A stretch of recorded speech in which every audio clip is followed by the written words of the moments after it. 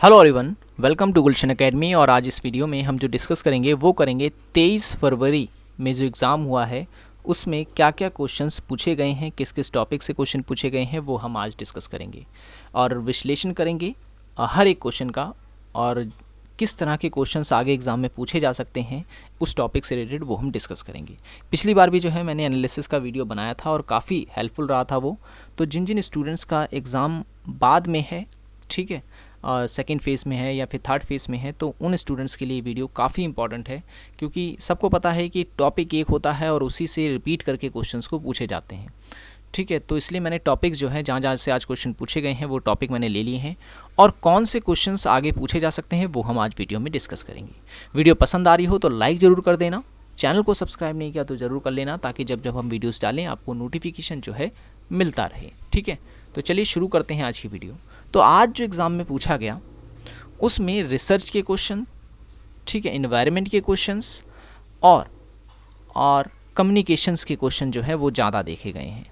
ठीक है, कम्युनिकेशन के क्वेश्चंस भी इसमें ज़्यादा देखे गए हैं। तो टॉपिक, क्योंकि क्वेश्चंस जो हैं सबको याद नहीं थे, जिस स्टूडेंट ने मुझे भेजा है ये टॉपिक भेजे हैं उसने, तो वही हम आज डिस्कस करेंगे। ठीक है, तो चलिए, तो क्वेश्चन पूछा गया गुणात्मक और मात्रात्मक अनुसंधान को लेकर के। तो गुणात्मक अनुसंधान और मात्रात्मक अनुसंधान में क्या अंतर होता है तो ये समझ लेते हैं, यहाँ से क्वेश्चन आपके लिए बनेगा। गुणात्मक अनुसंधान वो होता है जो अनुभव पर आधारित होता है, ठीक है, अनुभव पर आधारित होता है, जबकि मात्रात्मक अनुसंधान वह अनुसंधान होता है जो आंकड़ों पर आधारित होता है। ठीक है, आंकड़ों पर आधारित होता है। और गुणात्मक अनुसंधान जो है इसमें आगमनात्मक पद्धति का इस्तेमाल किया जाता है। ठीक है, ठीक है, आगमनात्मक पद्धति का इस्तेमाल किया जाता है, जबकि मात्रात्मक में जो है वो निगमनात्मक, ठीक है, निगमनात्मक पद्धति का प्रयोग किया जाता है। और गुणात्मक अनुसंधान जो होता है इसमें प्रत्यक्ष स्रोतों का, या कहें कि प्रत्यक्ष जो आंकड़े होते हैं उनका इस्तेमाल किया जाता है, जबकि मात्रात्मक अनुसंधान में जो है वो अप्रत्यक्ष आंकड़ों का इस्तेमाल किया जाता है, जैसे कि रिपोर्ट का एनालिसिस करना, सर्वेक्षण से संबंधित कोई डेटा है उसका एनालिसिस करना। तो हम कह सकते हैं इसमें अप्रत्यक्ष स्रोत वाले जो आंकड़े होते हैं उनका इस्तेमाल किया जाता है। ठीक है, तो ये चीज़ आपको इसमें याद रखनी है। ठीक है, गुणात्मक अनुसंधान और मात्रात्मक अनुसंधान में ये बेसिक अंतर है, हालांकि बहुत सारे अंतर हैं लेकिन आपको इतना याद रखना है समझने के लिए। और जो क्वेश्चन पूछा गया वो पूछा गया अंतर्राष्ट्रीय सौर गठबंधन को लेकर के। ठीक है, अंतर्राष्ट्रीय सौर गठबंधन को लेकर, इंटरनेशनल सोलर अलायंस जिसे इंग्लिश में हम कहते हैं, इसका प्रारंभ जो है वो भारत, फ्रांस और भारत के प्रयासों से किया गया था। ठीक है, भारत और फ्रांस के प्रयासों से जो है इसकी शुरुआत की गई थी, और लगभग 121 देश इसमें शामिल हैं। ठीक है, 121 देश जो हैं शामिल हैं, और इसका प्रारंभ COP21 जब हुआ था 2015 में, तब जो है इसका प्रारंभ किया गया था। ठीक है, COP21 में 2015 में जो कि आयोजित किया गया था। और जो ISA यानी इंटरनेशनल सोलर अलायंस का हेड क्वार्टर है, यानी मुख्यालय जो है वो कहाँ पर है, तो आपको याद रखना है, काफ़ी इंपॉर्टेंट है, कई एग्जाम में पूछा गया है, तो वो है गुरुग्राम में। ठीक है, गुरुग्राम कहाँ पर, हरियाणा में। ठीक है, हरियाणा में, गुरुग्राम हरियाणा में। ठीक है, और 2016 में जो है ये मुख्यालय बनाया गया था, 2016 में। करंट की न्यूज़ भी आपको याद रख लेनी है। अभी हाल ही में जो है, हाल ही में बता दूं मैं कि अक्टूबर 2022, 17 से लेकर के 20 अक्टूबर 2022 में जो है अभी एक सभा का आयोजन किया गया था। ठीक है, अंतर्राष्ट्रीय सौर गठबंधन के देश जिसमें हिस्सा लिए थे, और जो है इसकी जो अध्यक्ष थे वो थे श्री RK सिंह। ठीक है, इन्होंने इसकी अध्यक्षता की थी। और कहाँ पर हुआ था ये सभा या सम्मेलन, तो ये हुआ था नई दिल्ली में। ठीक है, ये करंट ये से भी आपको याद रखना है, क्या पता पूछा जाए। ठीक है, AICT पे क्वेश्चन आ गया। ठीक है, AICT का फुल फॉर्म क्या है, सबसे पहले ये जान लेते हैं। AICTE का फुल फॉर्म जो है वो है all India council of technical education, technical education. ठीक है, ये फुल फॉर्म है किसका, AICTE का। स्थापना कब की गई इसकी, तो इसकी स्थापना जो है ये की गई थी नवंबर 1945 में। ठीक है, नवंबर 1945 में। इसका हेडक्वार्टर कहाँ पर है, मुख्यालय कहाँ पर है, तो वो है न्यू दिल्ली में। ठीक है, न्यू दिल्ली में। इस समय इसके चेयरमैन कौन है, तो इस समय इसके चेयरमैन है TG सीताराम। ठीक है, TG सीताराम। ठीक है, तो इतना आपको याद रखना है, यहाँ से ये क्वेश्चन पूछा जा सकता है। तो आप स्क्रीनशॉट ले लें इसका, क्योंकि अब मैं इसे मिटाने जा रहा हूँ। ठीक है, ओके।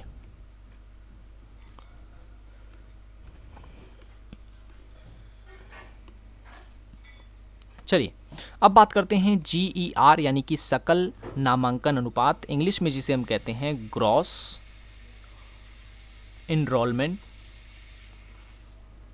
रेशियो। ठीक है, तो ये क्या है, सबसे पहले ये जान लेते हैं। देखिए, इसमें होता ये है कि ये देखा जाता है कि भारत देश में कितने ऐसे स्कूल कॉलेज ऐसे हैं जिनमें छात्रों का जो है नामांकन किया गया, इसमें नामांकन देखा जाता है। और 2024 तक ये लक्ष्य रखा गया है कि नामांकन में 40% की बढ़ोतरी की जाएगी। अब ये बढ़ोतरी किस तरीके से होगी, इस पे अलग अलग कमेटियों की अलग अलग सिफारिशें दी गई हैं। ठीक है, लेकिन आपको बस इतना याद रखना है, इसमें जो है नामांकन देखा जाता है कि शिक्षा क्षेत्र में कितना नामांकन जो है किया गया है। ठीक है, ओके। AQI से क्वेश्चन पूछा गया वायु गुणवत्ता सूची के ऊपर। ठीक है, AQI, तो AQI से और किस टाइप के क्वेश्चन पूछे जा सकते हैं वो भी मैं आपको बताऊंगा। तो सबसे पहले बात करते हैं वायु गुणवत्ता। देखिए, वायु की जो गुणवत्ता है वो जो दूषित करते हैं तत्व वो कौन कौन से हैं, सबसे पहले वो मैं आपको बता देता हूँ। PM10 और PM2.5 के जो पार्टिकल्स होते हैं एयर में, वो पर्यावरण को प्रदूषित करते हैं।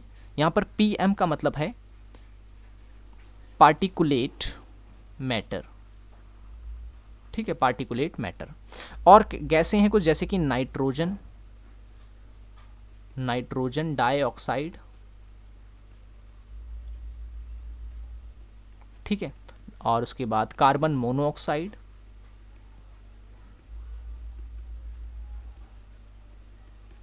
ठीक है, कार्बन मोनोऑक्साइड और सल्फर डाइऑक्साइड।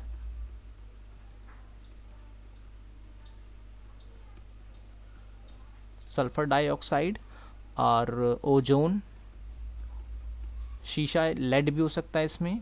ठीक है, तो ये ऐसी गैसें हैं या और ऐसे तत्व हैं जो कि पर्यावरण में जो वायु है हमारी, वायु की गुणवत्ता को खराब करते हैं।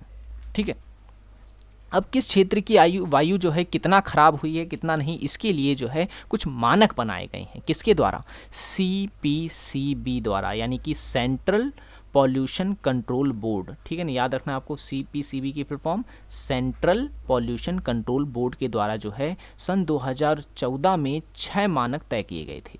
ठीक है, जैसे कि अगर हमारी वायु का अगर जो PM है वो 0 से 50 के बीच में है तो वो अच्छा माना जाएगा, यानी गुड कहलाएगा। और 51 से 100 के बीच में है तो वो कहलाएगा सेटिस्फैक्ट्री। ठीक है, और अगर 101 से लेकर के 200 के बीच में है तो वो मॉडरेट कहलाएगा। ठीक है, और 201 से लेकर के 300 के बीच में है तो वो पुअर कहलाएगा, और 301 से लेकर के 400 के बीच में है तो वो वेरी पुअर कहलाएगा, और अगर 401 से लेकर के 500 के बीच में है तो वो बैड कहलाएगा, यानी कि ख़राब कहलाएगा। तो ये 6 मानक जो हैं तय किए गए थे सन 2014 में CPCB के द्वारा। ठीक है, ये आपको याद रखना है। और ये जो मापने का भी इनका तो तरीका होता है, मापने का कुछ इंस्ट्रूमेंट ये इस्तेमाल करते हैं। वो इंस्ट्रूमेंट कौन कौन से होते हैं ये भी आपको मैं बता देता हूँ। एक होता है PCE RCM 05। ठीक है, एक होता है PCE HFX 100 और एक होता है PCE RCM 8। इन इंस्ट्रूमेंट का इस्तेमाल किया जाता है वायु की गुणवत्ता को नापने के लिए। ठीक है, पूछा जा सकता है क्योंकि अगर आप देखेंगे इन्वायरमेंट में ऐसे क्वेश्चन पूछे जाते हैं जो ऐसे कुछ इसी तरीके के होते हैं, ठीक है, ईजी क्वेश्चन नहीं पूछे जाते हैं। तो इसलिए आपको जो है ये जितनी पॉइंट्स मैंने आपको बताए हैं वो आपको याद रखनी है, ठीक है। चलिए मिटा देता हूँ, आप चाहें तो स्क्रीनशॉट ले सकते हैं। चलिए ओके, उसके बाद संचार प्रक्रिया से क्वेश्चन पूछा गया, ठीक है, संचार प्रक्रिया से क्वेश्चन पूछा गया। तो संचार प्रक्रिया की अगर हम बात करें तो सबसे पहले आता है सेंडर, ठीक है, उसके बाद आता है, उसके बाद होते हैं इनकोडिंग, ठीक है, फिर होता है मैसेज, फिर होता है मीडियम, फिर होता है डिकोडिंग, फिर होता है रिसीविंग यानी रिसीवर, और फिर रिसीवर देता है अपना फीडबैक। कई बार एग्जाम में ये पूछा गया है संचार की प्रक्रिया या प्रोसेस ऑफ कम्युनिकेशन, ठीक है, सबसे इसे क्रम में लगाने को आपको दे देता है कई बार। तो सबसे पहले सेंडर होता है, फिर इनकोडिंग होता है, फिर मैसेज, फिर मीडियम, फिर डिकोडिंग, फिर रिसीवर, और रिसीवर फिर देता है फीडबैक। तो फीडबैक सबसे लास्ट में आता है और सेंडर सबसे पहले आता है, ठीक है, ये चीज़ आपको याद रखना। कभी कभार होता यह है कि इनकोडिंग आप बीच में डाल देते हैं, मैसेज को पहले ले लेते हैं, तो ये गलत हो जाएगा। Sender, encoding, message, medium, decoding, receiver और फिर फीडबैक, ठीक है। चलिए नेक से भी क्वेश्चन पूछा गया आज। नेक के बारे में थोड़ा मैं आपको बता देता हूँ। नेक की रैंकिंग काफ़ी इंपॉर्टेंट है, ठीक है। अब नेक से हो सकता है कि आज सवाल पूछा गया, कल जो है आपसे नेक की रैंकिंग के ऊपर सवाल पूछ ले, ठीक है। तो नेक की फुल फॉर्म पहले मैं आपको बता दूं। नेक की फुल फॉर्म है नेशनल असेसमेंट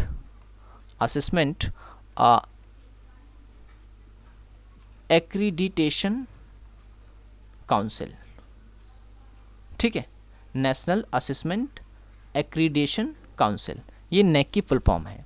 स्थापना इसकी की गई थी 1944 में, ठीक है, 1944, और इसका हेडक्वार्टर जो है, मुख्यालय जो है वो है बेंगलुरु में, ठीक है, बेंगलोर में।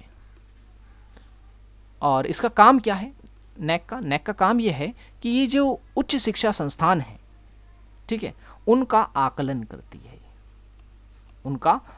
करती है और उनकी मान्यताओं को देखती है, ठीक है। ये बताती है कि कौन सा शिक्षा संस्थान जो है वो तरक्की कर रहा है, कौन सा शिक्षा संस्थान जो है जिसकी क्वालिटी ऑफ एजुकेशन में कमी आई है, ये बताता है ये, ठीक है। और इसीलिए जो है नेक की रैंकिंग हर साल जारी की जाती है। कौन सा कॉलेज, कौन सा लॉ कॉलेज, कौन सा मेडिकल कॉलेज सबसे टॉप पर है, ये बताती है, ठीक है। कौन टॉप पे रहा, कौन एकदम नीचे रहा, ये बताने का काम नेक का है, ठीक है। तो हम सीधी भाषा में हम कहेंगे तो उच्च शिक्षा संस्थानों का ही आकलन करती है, ठीक है। मिटा देता हूं मैं से। प्रतिदर्श के ऊपर क्वेश्चन पूछ लेगा, सैंपलिंग के ऊपर। प्रतिदर्श के ऊपर मैं आपको बता दूं, दो तरह के प्रतिदर्श यानी सैंपल होती हैं। एक होती है जिसे हम कहते हैं प्रोबेबिलिटी, हिंदी में जिसे हम कहते हैं संभावित, और एक होती है असंभावित, ठीक है, असंभावित। तो संभावित में कौन कौन सी सैंपलिंग आ जाती है? संभावित में आती है साधारण, यादृच्छिक, प्रतिदर्श, ठीक है। सैंपलिंग को हिंदी में प्रतिदर्श कहते हैं, ठीक है, पहला ये आ गया। दूसरा इसमें आते हैं स्त्रीकृत प्रतिदर्श, स्ट्रेटिफाइड कहते हैं इंग्लिश में जिसे हम लोग, और नेक्स्ट है समूह प्रतिदर्श, ठीक है। तो ये तीन टाइप की जो है ये संभावित में आती हैं, ठीक है, संभावित यानी प्रोबेबिलिटी सैंपलिंग में आती है। मैंने आपको बताया था, वीडियो मैंने ऑलरेडी इस पे बना रखी है कि जो संभावित प्रतिदर्श होती है या कहें कि जो प्रोबेबिलिटी सैंपलिंग होती है ये बायस फ्री होती है, ये ऑब्जेक्टिव होती है, इसमें जो है सबको बराबर के चांस मिलते हैं सिलेक्शन के, ठीक है। तो ये चीज़ जो है आपको इसमें याद रखें। जबकि असंभावित में अगर हम बात करें तो असंभावित जो है ये बायस होता है इसमें, ठीक है, सबको इक्वल चांस इसमें नहीं मिलता है, ठीक है, और ये सब्जेक्टिव होता है। और इसमें कौन कौन सी सैंपलिंग आती है? जैसे कि असंभावित में आ जाती है कोटा, ठीक है, कोटा प्रतिदर्श या कहीं की कोटा सैंपलिंग। आकस्मिक यानी कि एक्सीडेंटल, ये पूछा गया था एक बार एग्जाम में, ठीक है ना, कि आकस्मिक जो सैंपलिंग है वो किसका हिस्सा है, तो वो नॉन प्रोबेबिलिटी यानी कि असंभावित प्रतिदर्श का हिस्सा होती है, ठीक है। और तीसरा उद्देश्य पूर्ण प्रतिदर्श इसी में आ जाता है, पर्पसिव जैसे हम इंग्लिश में कहते हैं, और क्रमबद्ध वाला भी इसी में आता है, स्नोबॉल भी इसी में आता है, ठीक है, ये असंभावित प्रतिदर्श के प्रकार हैं और ये है संभावित के प्रकार। ये आपको याद रखना, एग्जाम में यहाँ से क्वेश्चन पक्का है, पूछे जा रहे हैं, पूछा भी गया है और पूछ भी सकता है। ओके, संख्यायिकी परिकल्पना क्या होती है ये मैं आपको बता देता हूँ। एक एग्जाम्पल ले लेता हूँ फिर मैं आपको समझाता हूँ। सबसे पहले शून्य परिकल्पना आप समझिए। शून्य परिकल्पना के लिए एक एग्जाम्पल, अच्छा पहले मैं इसे मिटा देता हूँ, ठीक है। ओके, शून्य परिकल्पना जो है इसमें है ये कि जैसे मान लो मैं एक एग्जांपल ले लिया कि काले बच्चे और गोरे बच्चे या बच्चों के आईक्यू में कोई अंतर नहीं होता है, कोई अंतर नहीं है, ठीक है। तो अब मैं देखूंगा कि इसमें एक पक्ष व दूसरे पक्ष में कोई डिफरेंस नहीं है, कोई अंतर नहीं है, तो ऐसी परिकल्पना कहलाएगी शून्य परिकल्पना। लेकिन अगर मैं संख्यायिकी परिकल्पना की बात कर रहा हूं तो मैं यहां पे ऐसे लिखूंगा कि काले बच्चों का आईक्यू 5% ज़्यादा है गोरे बच्चों से, या काले बच्चे का आईक्यू जो है 5% ज़्यादा होता है गोरे बच्चों से। तो इसे मैं कुछ इस तरीके से लिखूंगा कि ब्लैक चिल्ड्रन या ब्लैक आईक्यू और वाइट आईक्यू अगर मैं लिखना चाह रहा हूँ तो ब्लैक आईक्यू में लिखूंगा +5 और वाइट आईक्यू में लिखूंगा 0। तो देखेंगे आप कि मैंने अपनी परिकल्पना को जो है संख्या में व्यक्त कर दिया। तो जब भी हम लोग संख्या में व्यक्त करते हैं अपनी परिकल्पना को तो वो संख्यायिकी परिकल्पना कहलाती है। जबकि अगर परिकल्पना में हम किसी भी प्रकार की कोई अंतर नहीं ले रहे हैं, कोई डिफरेंस नहीं आ रहा है उसमें, तो वो शून्य परिकल्पना का हिस्सा होती है, ठीक है। ऑलरेडी वीडियो बना रखी है, आपने और देखना है विस्तार से तो आपसे ज़रूर देखिए। लिंक मैंने प्लेलिस्ट भी दे रखी है डिस्क्रिप्शन में, जहाँ पे क्लिक करके आप हमारी पहले की सभी वीडियोस को देख पाएंगे। और तो और आप हमारे चैनल पे जा सकते हैं, वहाँ पर प्लेलिस्ट पे जा करके क्लिक करके आप हमारी सभी वीडियोस देख पाएंगे। हैंड रिटन नोट्स पे भी हमने वीडियोस बना रखी है, तो आपने अगर वो नहीं देखे तो ज़रूर देखें। सो आज की वीडियो में इतना ही, मिलेंगे नेक्स्ट वीडियो में। Thanks for watching this video.